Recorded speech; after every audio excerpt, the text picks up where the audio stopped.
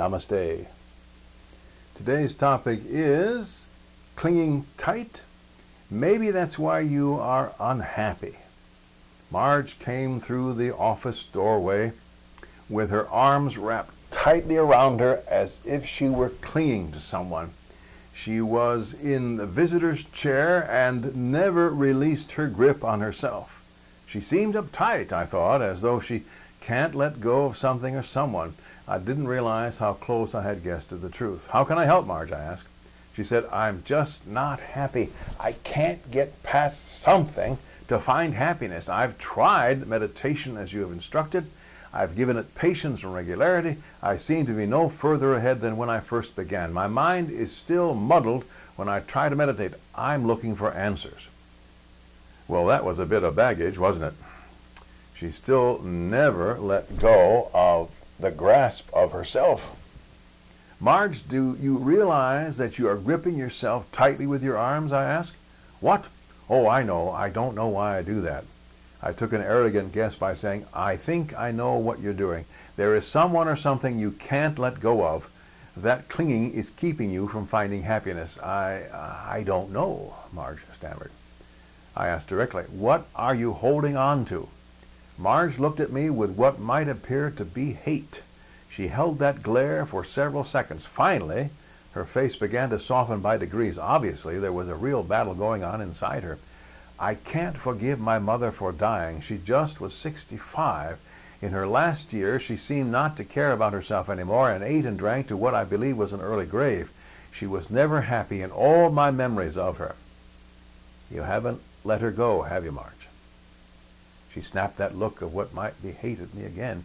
Once again, her face softened only by degrees. Her arms loosened from her around her just a little for the first time since she hove into sight. She was such a comfort, but I can't find any more comfort from her now that she has passed. "You can't cling to a ghost, Marge. Give her up," I said. We sat in silence for a minute or so.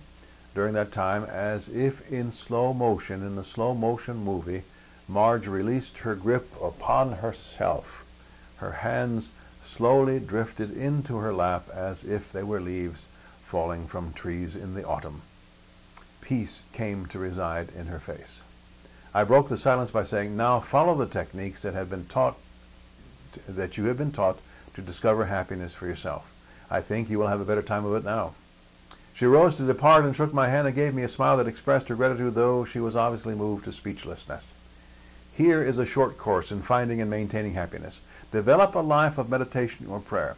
I believe there's only one way to contact the source of all there is, and that is through a meditative connection with the source.